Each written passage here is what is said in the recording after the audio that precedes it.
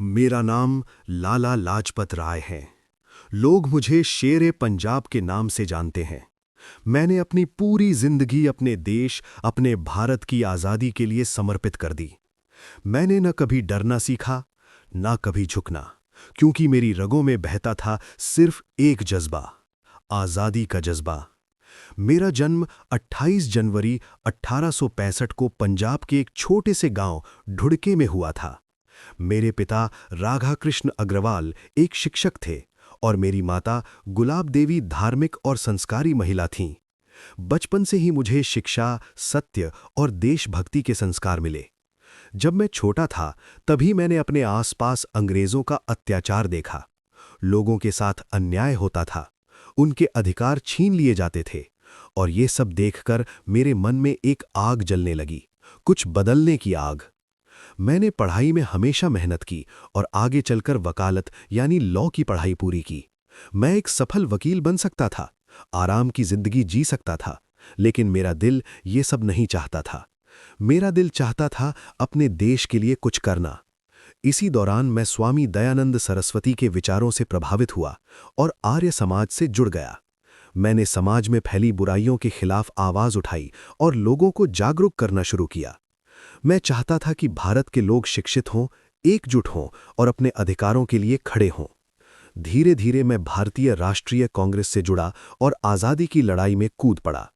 मैंने महसूस किया कि अगर हमें अंग्रेज़ों से आज़ादी चाहिए तो हमें खुद मजबूत बनना होगा, आर्थिक रूप से, मानसिक रूप से और सामाजिक रूप से।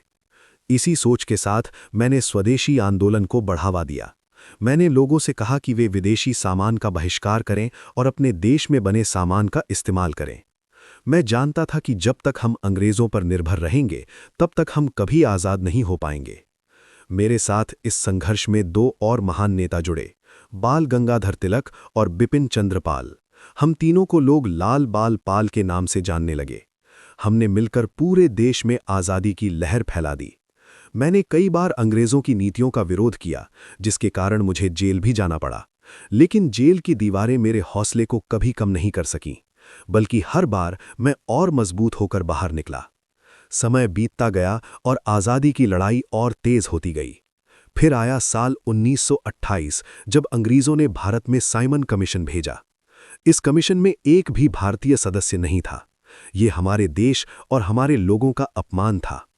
मैंने तय कर लिया कि मैं इसका विरोध करूंगा।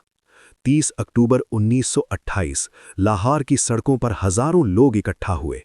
मैं उस भीड़ के सामने खड़ा था, हाथ में तिरंगा था और दिल में आग। हम सब एक ही नारा लगा रहे थे, साइमन गो बैक। ये विरोध पूरी तरह शांतिपूर्ण था, लेकिन अंग्रेज सरकार को ये मंजूर नहीं था। उन्होंने पुलिस को आदेश दिया और अचानक शुरू हो गया लाठीचार्ज। लाठियां बरसने लगीं, लोग गिरने लगे, चीखें गूंजने लगीं और मैं भी उन लाठियों का शिकार बना। एक के बाद एक वार मेरे शरीर पर पड़ रहे थे, लेकिन मैं पीछे नहीं हटा। मैंने सोचा, अगर आज मैं डर गया तो मेरा देश हमेशा के लिए डर जाएगा। मैं घायल था, लेकिन मेरा हौसला अभी भी जिंदा था।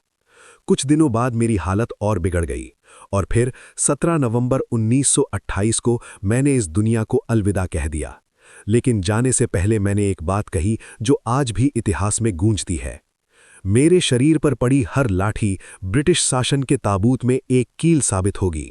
और सच में मेरी मौत ने पूरे देश को झकझोर दिया। मेरे बलिदान ने हजारों युवाओं के दिल में क्रांति की आग जला दी। मेरे जाने के बाद भगत सिंह जैसे क्रांतिकारियों ने मेरे अपमान का बदला लेने का संकल्प लिया। उन्होंने अंग्रेज अधिकारी सॉन्डर्स को मारकर ये दिखा दिया कि भारत अब चुप नहीं बैठेगा। आज अगर तुम आज़ाद हवा में सांस ले रहे हो तो उसमें मेरा भी एक छोटा सा हिस्सा है।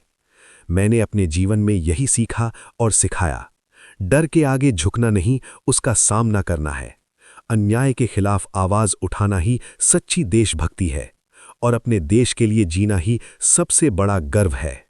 मेरा नाम लाला लाजपत राय है और मैं हमेशा जिंदा रहूंगा, हर उस दिल में जिसमें देश के लिए कुछ करने का जज्बा है।